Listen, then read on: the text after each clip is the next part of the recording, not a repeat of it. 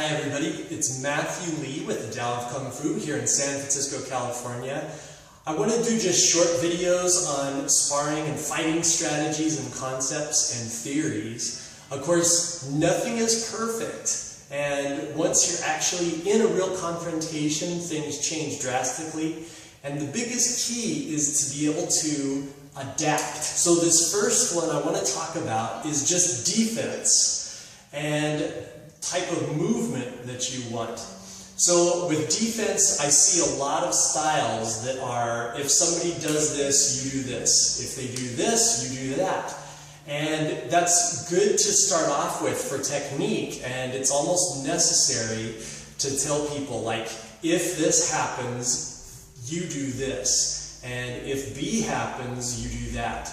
And then C could occur, this is your response. But people get locked into that response, and it becomes habit, and then they're just rigid and waiting all the time for A, B, or C to happen. And what happens quite frequently is D or E happens, and then they're lost because they don't know the reaction or anything like that. So the best thing to do in a confrontation situation, training for confrontation, training for a fight, is to be able to create adaptation within yourself. The way this works the best for training is to create movement within yourself that can be simple and fast, and it can be used for a variety of different situations. If they grab you, you get out of like several types of grabs the same way, or a very similar way. If they punch at you, you deflect the same way, but your deflection could easily be a strike as well. So, for example,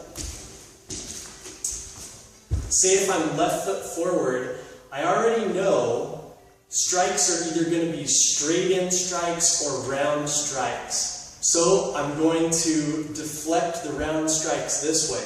I'm going to deflect the straight strikes this way, and just use little movements like that are strong. But instead of this being a deflection for a round strike coming in at me, it could also be a chop into the person, hitting in. Instead of this being a deflection for a punch coming in at my solar plexus, I can strike in with it instead.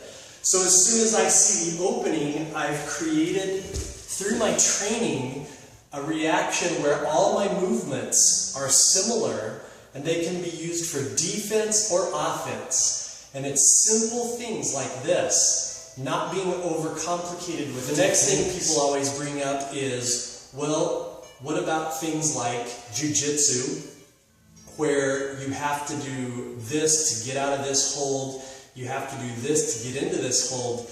But that's also the game of jiu-jitsu. It's kind of like a chess match, so you need to know how each piece works and what all their movements can be like.